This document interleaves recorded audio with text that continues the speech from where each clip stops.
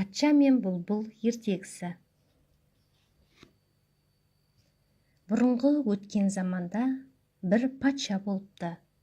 Оның сарайы әлемдегі ең көркем, зәулім сарайлардың бірі болыпты. Бірақ патша өз иелігіндегі салтанатқа аса мән бермейтін бейбақ бір патша болыпты. Сарай маңында сарайдың әсемдігімен жарысқан әлемдегі ең әдемі гүлдер өскен үлкен бір бау-бақша болыпты. Халықтың айтуынша ең ғажабы сол бақшада мекендейтін бір бұлбұл болыпты. Сондай әдемі дауыспен сайрайтын бұл құстың атақ даңқын естігендер ұзақ елдерден де келіп көруге асығатын болыпты. Бір күні бұлбұлдың даңқы патшаның да құлағына жетіпті. Алайда патша бұл хабардан хабарсыз болғанына қатты ашуланып, уәзірін шақырып, бұл қалай болғаны? Неге менің хабарым жоқ? Сарай бақшасындағы бұлбұлдан депті. Уәзір оған жауап бере алмапты. Өйткені оның да бұлбұлдан еш хабары болмапты. Дереу бағбанды шақыртып, сарайда әлемге танымал бұлбұл бар екен, неге айтпайсың бізге, десе бағбан, ғафу етіңіз мырзам депті. Оған уәзір, тез арада маған оны тауып әкел деп айқай салыпты. Бағбан барлық жерді іздестіріп, сұрастырса да бұлбұлды еш таба алмапты. Содан уәзір бір шарасын тауып патшаға, бұл біреудің ойдан шығарған әңгімесі болу керек, десе патша одан сайын ашуланып, жоқ, олай болу мүмкін емес. Маған бұл хабарды сенімді адам жеткізді.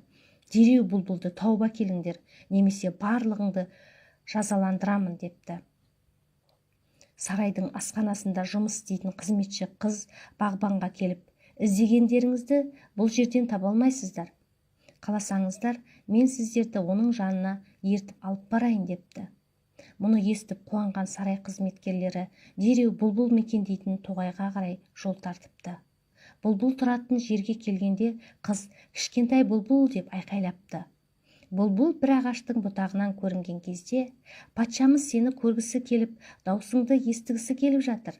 Егер бізбен бірге бармасаң, патшамыз барлығымызды жазаландырады депті. Бұлбұл оған келісімін беріпті. Жолай оның әсем даусын тыңдап, барлығы сарайға келіпті. Сөйтіп патшаның құзырына шығып, бұлбұл әдемі даусымен ән шырқай бастапты. Даусынан әсерленген патшаның көзінен жас парлапты, әрі жүзіне қуаныш ұялапты. Патша бұлбұлға, менен не тілеуің бар, айт депті. Сонда бұлбұл, мен үшін ең үлкен сый сізге қуаныш сыйлау деп жауап беріпті. Баршаның сүйіспеншілігіне қауышқан бұлбұл сарайдағылардың асыл тәжіне, бақ дәулетіне айналыпты. Бұдан былай сарай патшасына, бақшасына орналасып, үнемі әсем даусымен патшаға ән шырқайтын болыпты. Ел тұрғындары бұлбұлдың әндерін тыңдау үшін сарайдың айналасына жиналып тұратын болыпты. Бір күні патшаға бір сыйлық сандығы келіпті. Ішін ашып қараса, құнды гауһарлармен, асыл тастармен безендірілген ойыншық бұлбұл шығыпты. Шыныдан жасалған бұл ойыншықтың төбесінде бұрандалы кілті болыпты. Кілт бұралғанда шынайы бұлбұлдың дауысы шығатын болыпты. Уақыт өте келе шынайы бұлбұл патша тарапынан өзіне назар аударылмай қалғанына ренжіп, бір ыңғайын тауып сарайдан ұшып кетіпті. Күнде әсем әнмен сайрап жүрген ойыншық бұлбұл бір күні бұзылып қалыпты. Бұлбұлдың даусына үйренген патша сол кезде ғана шынайы бұлбұлдың жоқтығын сезініп, оған әділетсіздік жасағанын ұғыпты. Қайғысынан науқастанып төсек тартып жатып қалыпты. Күн өткен сайын жағдайын нашарлап, халық та қатты қам жепті.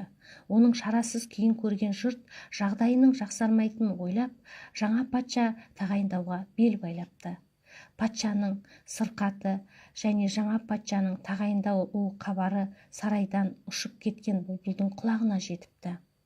Патшаның өзін жақсы көретінін, істеген ісіне өкінетінін естіген бұлбұл оған көмектесуге шешім қабылдап, дереу патшаның жатқан бөлмесінің терезесінің алдына ұшып келіп, әсем даусымен ән шырқай бастапты. Төсегінде жатқан патша бұлбұлдың даусын естіп қайта өзіне келе бастапты. Таңға жуық патша аяғынан тұрып ауруынан жазылып кетіпті. Патша өзін емдеген бұлбұлдың әсем даусы екенін біліп, бұдан былай оны әрдайым жақсы көретінін айтыпты, және бұлбұл да анда-санда келіп ән шырқап тұратынына сөз беріпті.